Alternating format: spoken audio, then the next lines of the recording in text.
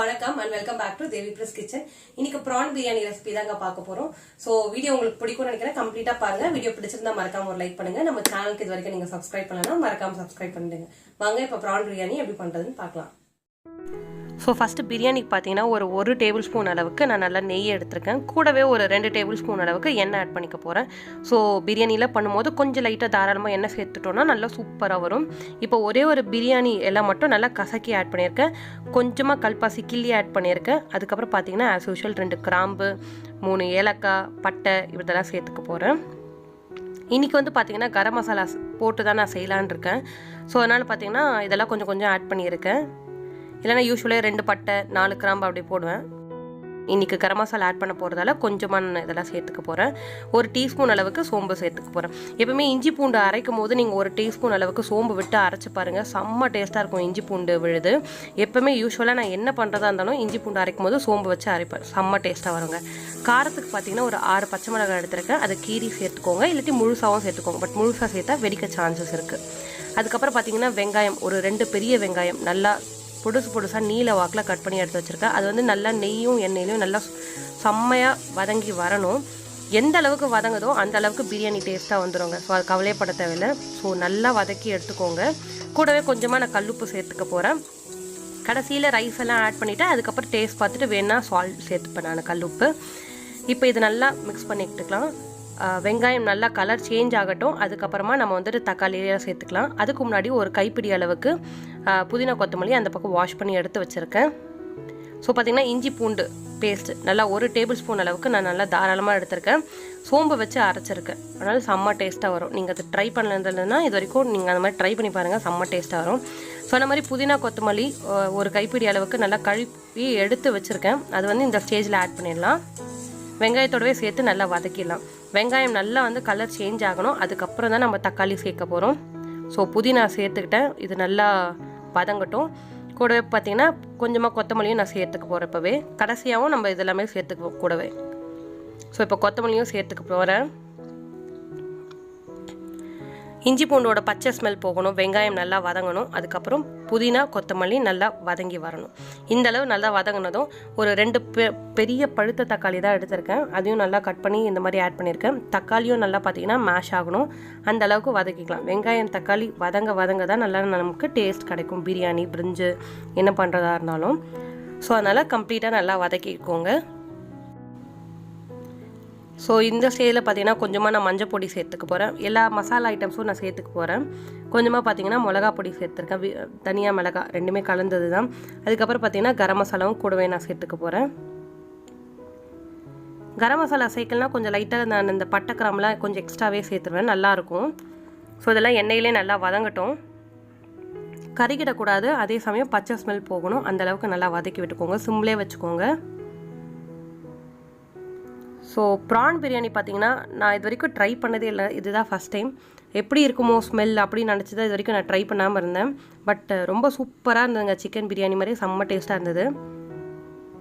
So garam masala சேர்த்துருக்கேன்,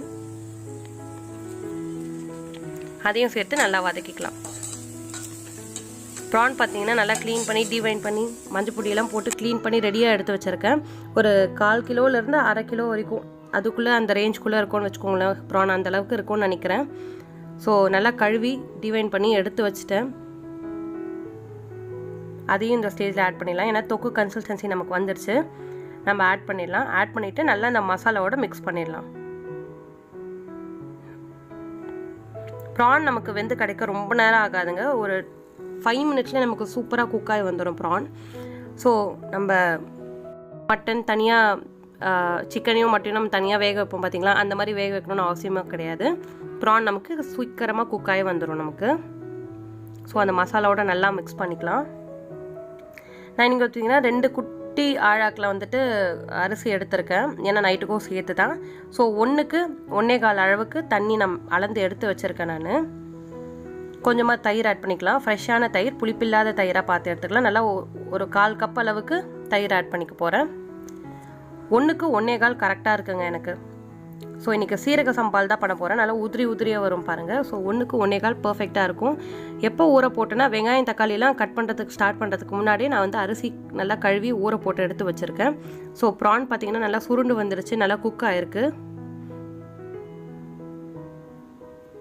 தண்ணியும் நான் கரெக்டாக அளந்து எடுத்து வச்சுருக்கேன். கரெக்டாக பார்த்திங்கன்னா 2.5 அழாக்கு அளவுக்கு நான் தண்ணி எடுத்து வச்சுருக்கேன். 1க்கு 1.25 போது 2.5 அளவுக்கு நான் தண்ணி அளந்து இப்போ ஊற்றிட போகிறேன்.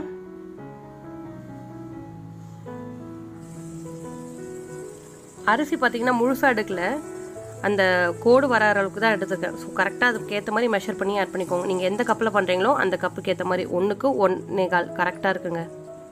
நல்லா உதிரியாக சூப்பராக குக் ஆகி வருது.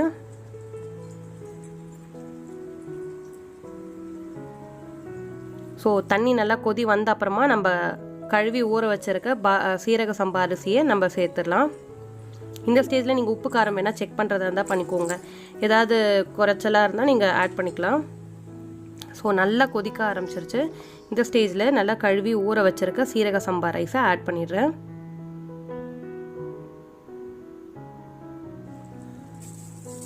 ஃபிஷ் பிரியாணி நம்ம சப்ஸ்கிரைபர்ஸ் யாராவது நீங்கள் ட்ரை பண்ணியிருந்தீங்கன்னா சொல்லுங்கள், கமெண்ட்டில் சொல்லுங்கள். ஃபிஷ் பிரியாணிலாம் எப்படி இருக்குன்னே தெரியல, யோசிச்சு கூட பார்க்க முடியல. அந்த ஸ்மெல் இருக்குமா எப்படி இருக்குன்னே எனக்கு சுத்தமாக ஐடியா கூட இல்லை. ஸோ யாராவது ட்ரை பண்ணியிருந்தீங்கன்னா கமெண்ட்டில் ப்ளீஸ் மறக்காமல் சொல்லுங்கள். நல்லா இருந்துச்சுன்னா நானும் ட்ரை பண்ணி பார்க்குறேன் ஒரு தடவை. ஸோ மேலே பார்த்தீங்கன்னா கொஞ்சமாக புதினா கொத்தமல்லி இன்னும் கொஞ்சம் எக்ஸ்ட்ரா ஆட் பண்ணிக்க போகிறோம். நல்லா ஃப்ளேவராக இருக்கும். அரிசியை வந்து கொஞ்சம் 3/4 பதம் வெந்த அப்புறம் தான் நான் வந்து லிட் போட போகிறேன். இப்போ பார்த்தீங்கன்னா எலுமிச்சை சாறு வந்து 1 டீஸ்பூன் அளவுக்கு தான் சேர்க்க போகிறேன். ஏன்னா கொஞ்சமாக தான் செய்யறதால 1 டீஸ்பூன் அளவுக்கு தான் நான் சேர்த்துருக்கேன். ஸோ ரைஸ் பார்த்தீங்கன்னா நல்லா 3/4 பதம் வெந்த அப்புறமா நான் வந்துட்டு தம் போட போகிறேன். ஸோ பார்த்தீங்கன்னா ஒரு 3/4 பதம் வந்திருக்கு. தண்ணி இந்த அளவு இருந்தால் தான் கரெக்டாக இருக்கும். ஸோ இப்போ நல்லா சிம் வச்சுருக்கேன்.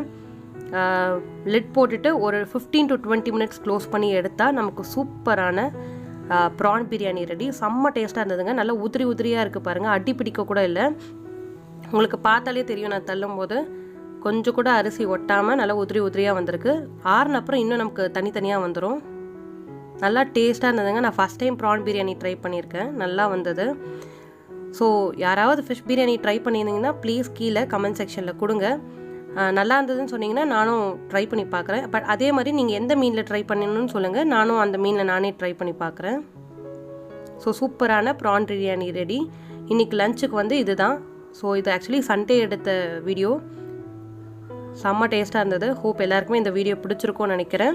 வீடியோ பிடிச்சிருந்தால் மறக்காமல் ஒரு லைக் பண்ணுங்கள். நம்ம சேனலை இப்போ தான் நீங்கள் ஃபஸ்ட் டைம் பார்க்குறீங்க. போகிற வீடியோஸ்லாம் உங்களுக்கு பிடிச்சிருந்ததுன்னா ப்ளீஸ் கீழே இருக்க சப்ஸ்கிரைப் பட்டன் கிளிக் பண்ணிடுங்க. கூடவே பக்கத்தில் இருக்க பெல் ஐக்கான் கிளிக் பண்ணி வச்சுக்கிட்டிங்கன்னா நான் எதாவது வீடியோ ஃப்யூச்சரில் போட்டேன்னா உங்களுக்கு நோட்டிஃபிகேஷனில் வரும். ஸோ எல்லாம் நன்றி.